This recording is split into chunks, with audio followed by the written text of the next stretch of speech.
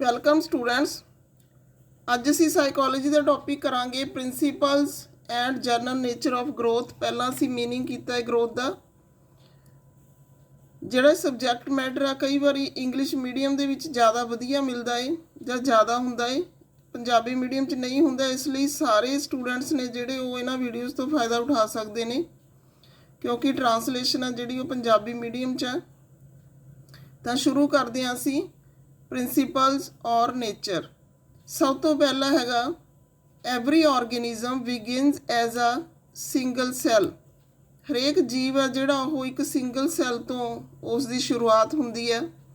And by taking and transforming nourishment it grows into an individual of its own species.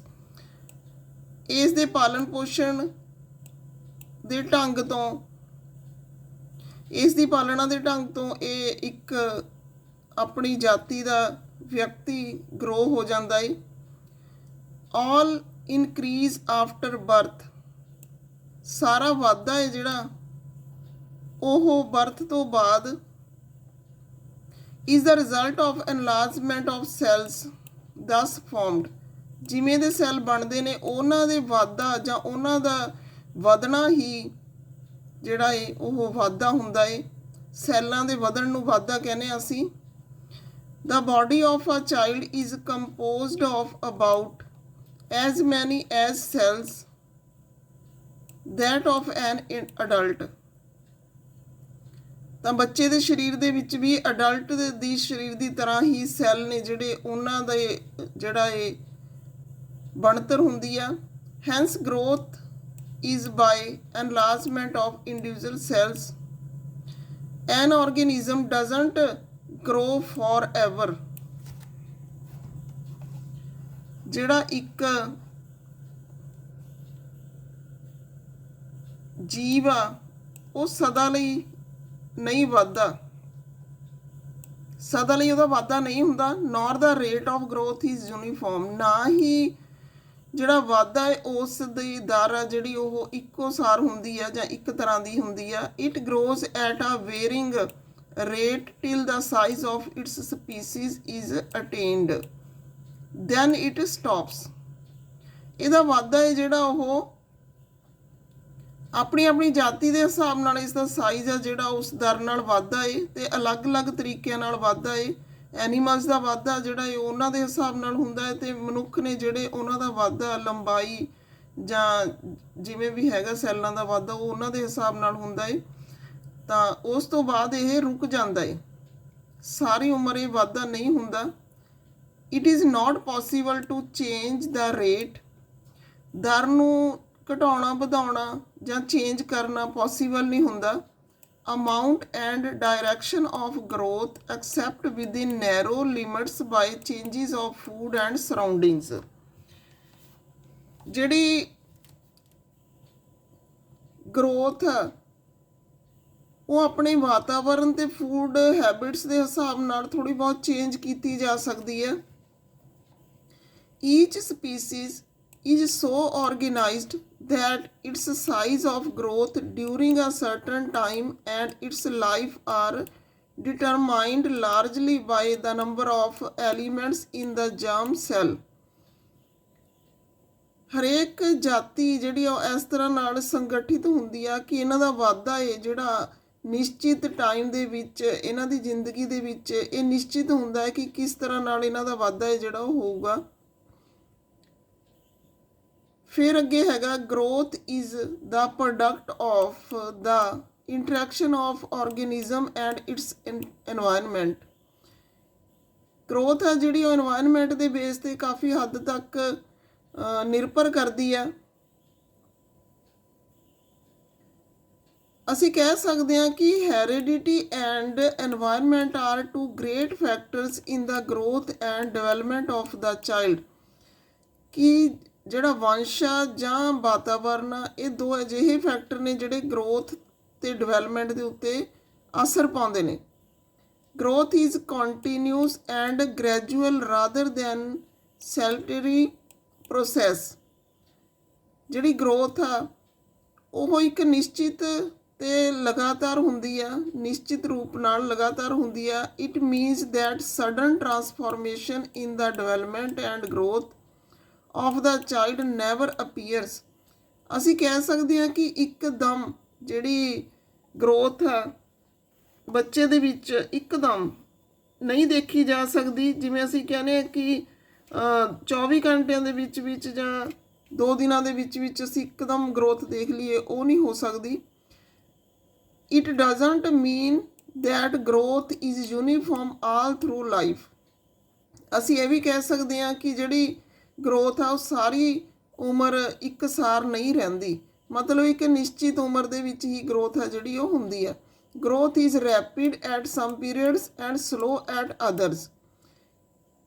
ਜਿਹੜੀ growth ਆ ਉਹ ਕੁਝ ਜਿਹੜੇ ਸਮੇਂ ਹੁੰਦੇ ਨੇ ਉਹਨਾਂ ਦੇ ਵਿੱਚ ਜ਼ਿਆਦਾ ਤੇਜ਼ੀ ਨਾਲ ਹੁੰਦੀ ਆ ਅਤੇ ਕੁਝ ਸਮੇਂ ਵਿੱਚ ਘੱਟ ਤੇਜ਼ੀ ਨਾਲ ਹੁੰਦੀ ਆ। ਤਾਂ ਉਮਰ ਦਾ ਹਿਸਾਬ ਹੁੰਦਾ ਕਿ ਕਿਹੜੀ ਉਮਰ ਦੇ ਵਿੱਚ ਜਿਹੜੀ ਗਰੋਥ ਆ ਉਹ ਤੇਜ਼ੀ ਨਾਲ ਹੁੰਦੀ ਆ, ਅਤੇ ਅਗਲੀ ਜਿਹੜੀ ਜਿਵੇਂ ਅਸੀਂ ਕਹਿ ਸਕਦੇ ਹਾਂ 20 ਸਾਲ ਤੋਂ ਬਾਅਦ ਦੀ ਉਮਰ ਆ ਜਿਹੜੀ ਉਹਦੇ ਵਿੱਚ ਗਰੋਥ ਆ ਜਿਹੜੀ ਉਹ ਹੌਲੀ ਹੁੰਦੀ ਆ।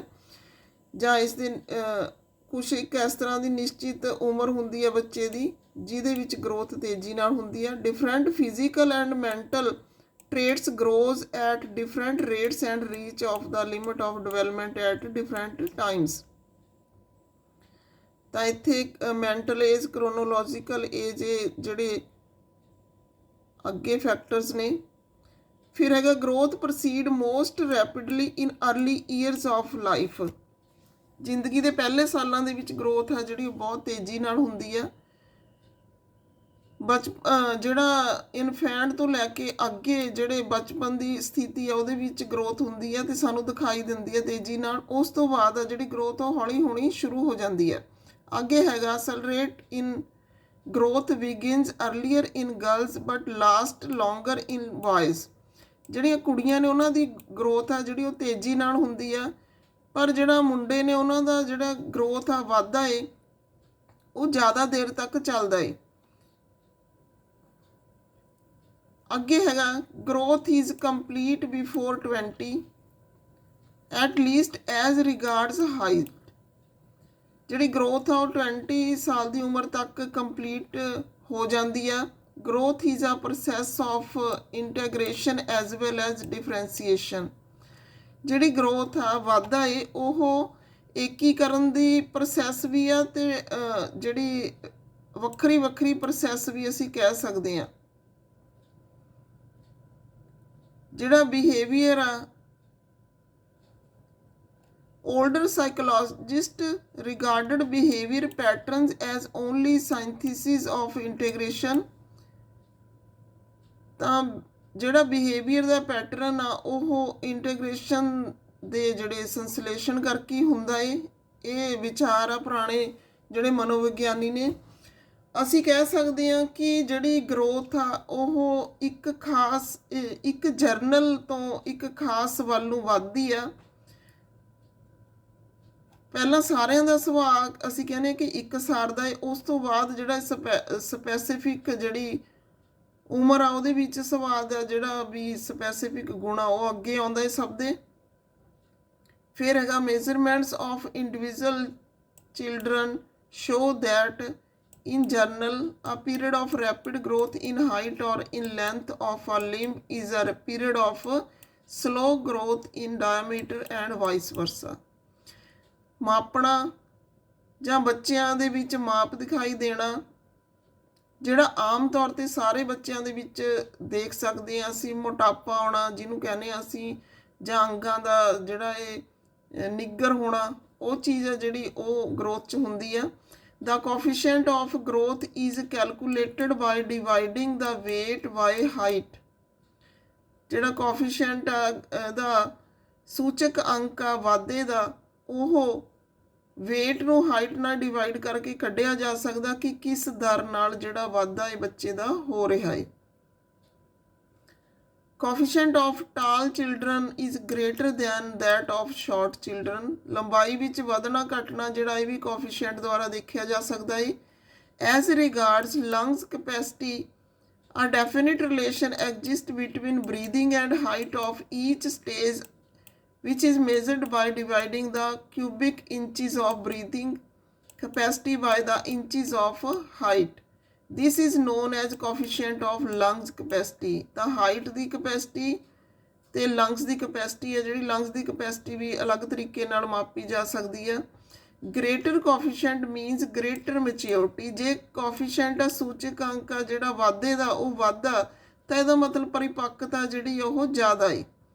ਫਿਰ ਅੱਗੇ ਹੈਗਾ mental maturity corresponds more closely with psychological age than it doesn't with chronological age। ਜਿਹੜੀ ਮੈਂਟਲ ਮੈਚਿਓਰਿਟੀ ਆ ਜਾਂ ਮਾਨਸਿਕ ਪਰਿਪੱਕਤਾ ਹੈ ਉਹ ਸਾਈਕੋਲੋਜੀਕਲ ਏਜ ਤੇ ਮੁਕਾਬਲੇ ਜਿਹੜੀ ਕ੍ਰੋਨੋਲੋਜੀਕਲ ਏਜ ਆ ਇਹਨਾਂ ਦੇ ਜਿਹੜੇ ਰਿਲੇਸ਼ਨ ਦੇ ਵਿੱਚ ਹੁੰਦੀ ਆ। ਗ੍ਰੇਟਰ ਕੋਫੀਸ਼ੀਐਂਟ ਆ ਜਿਹੜਾ ਇਸ ਦੇ ਵਿੱਚ ਮੀਨਸ ਮੋਰ ਮੈਚਿਓਰ ਮੈਂਟਲੀ। ਜਦੋਂ ਇੱਥੇ ਕੋਫੀਸ਼ੀਐਂਟ ਵੱਧਦਾ ਤਾਂ ਅਸੀਂ ਕਹਿ ਸਕਦੇ ਹਾਂ ਕਿ ਜ਼ਿਆਦਾ ਪਰਿਪੱਕ ਆਪਣੀ ਉਮਰ ਦੇ ਮੁਕਾਬਲੇ ਬੱਚਾ। ਫਿਰ ਹੈਗਾ shape of organism also changes with age. ਜਿਹੜੀ ਜੀਵ ਦੀ ਬਣਤਰ ਆ ਉਹ ਵੀ ਉਮਰ ਦੇ ਹਿਸਾਬ ਨਾਲ ਬਦਲਦੀ ਰਹਿੰਦੀ ਆ। The weight of brain at birth, ਤਾਂ ਬ੍ਰੇਨ ਦਾ ਵੇਟ ਆ ਜਿਹੜਾ ਉਹ ਬਰਥ ਦੇ ਟਾਈਮ ਕੁਛ ਹੋਰ ਹੁੰਦਾ ਹੈ ਤਾਂ ਉਸ ਤੋਂ ਬਾਅਦ 25 ਸਾਲ ਦੀ ਉਮਰ ਤੱਕ ਆਉਂਦੇ ਆਉਂਦੇ ਜਿਹੜਾ ਵੇਟ ਆ ਉਹ ਬ੍ਰੇਨ ਦਾ ਹਾਰਟ ਦਾ ਇਹ ਹੋਰ ਹੁੰਦਾ ਹੈ ਤਾਂ ਚੇਂਜ ਹੋ ਜਾਂਦਾ ਹੈ। ਅੱਗੇ ਹੈਗਾ normal growth is the sign of good health. ਜਿਹੜੀ ਨਾਰਮਲ ਗਰੋਥ ਹੁੰਦੀ ਆ ਉਹ ਚੰਗੀ ਸਿਹਤ ਦਾ ਇੱਕ ਨਿਸ਼ਾਨ ਹੁੰਦੀ ਹੈ ਜਾਂ ਸਾਈਨ ਹੁੰਦੀ ਆ। ਵੈਰੀ ਰੈਪਿਡ ਔਰ ਵੈਰੀ ਸਲੋ ਗਰੋਥ ਮੇ ਵੀ ਇੰਡੀਕੇਟ ਪੂਅਰ ਹੈਲਥ। ਬਹੁਤ ਜ਼ਿਆਦਾ ਛੇਤੀ ਵਧਣਾ ਜਾਂ ਬਹੁਤ ਹੌਲੀ ਹੌਲੀ ਵਧਣਾ ਪੂਅਰ ਹੈਲਥ ਦਾ ਜਿਹੜਾ ਇਹ ਇੱਕ ਚਿੰਨ੍ਹ ਹੁੰਦਾ ਹੈ। Rapid growth at the beginning of poverty is most critical period both physical and mentally. ਤਾਂ ਇਹ ਸੀਗੇ ਸਾਡੇ ਕੋਲ ਸਿਧਾਂਤ ਜਿਨ੍ਹਾਂ ਨੂੰ ਅਸੀਂ ਕੀਤਾ ਹੈ। ਤਾਂ ਅੱਜ ਦੀ ਵੀਡੀਓ ਦੇ ਵਿੱਚ ਇੰਨਾ ਹੀ। ਅੱਗੇ ਫਿਰ ਨੈਕਸਟ ਟੌਪਿਕ ਨਾਲ ਮਿਲਦੇ ਹਾਂ। Okay, thanks.